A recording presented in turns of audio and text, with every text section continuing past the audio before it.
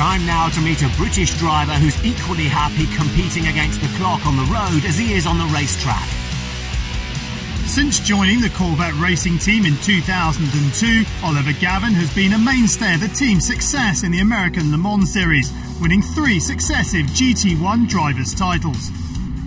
But when the 38-year-old is not pounding round the likes of Sebring and Road Atlanta, he can often be found pounding the lanes of his local village in Northamptonshire, England, training for an upcoming marathon.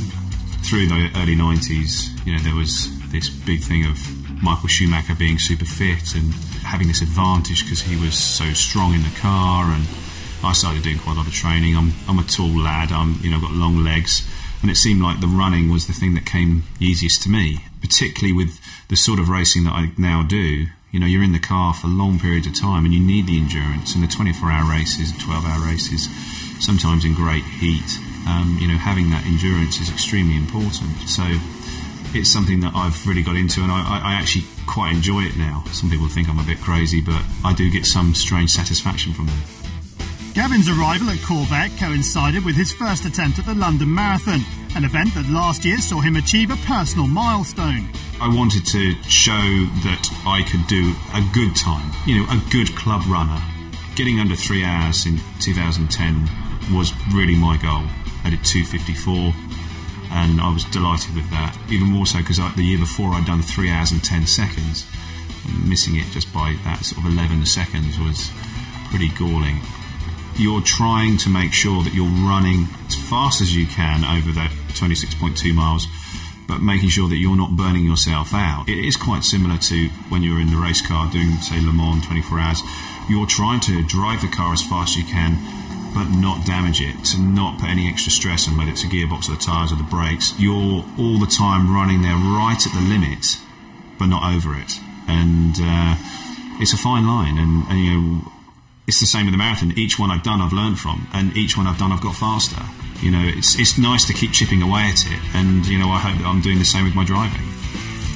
Gavin heads into this season's ALMS opener at Sebring full of confidence after winning the last race of 2010 at Petit Le Mans. We are coming back off the back of a great victory at Petit Le Mans, where we pushed the Ferrari team to the maximum.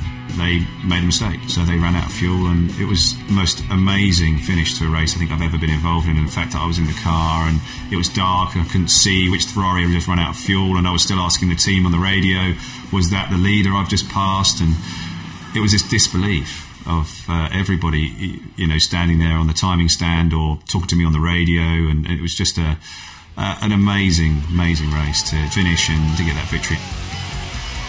That win was with Gavin's longtime teammate Olivier Beretta, but for 2011 the Englishman will be joined in the car by another Corvette Racing champion, Jan Magnussen. It's great to have Jan in the car. We won Le Mans 3 years in a row together. We won Sebring together, we won Petit Le Mans together. We get on well, we seem to want to drive the same car.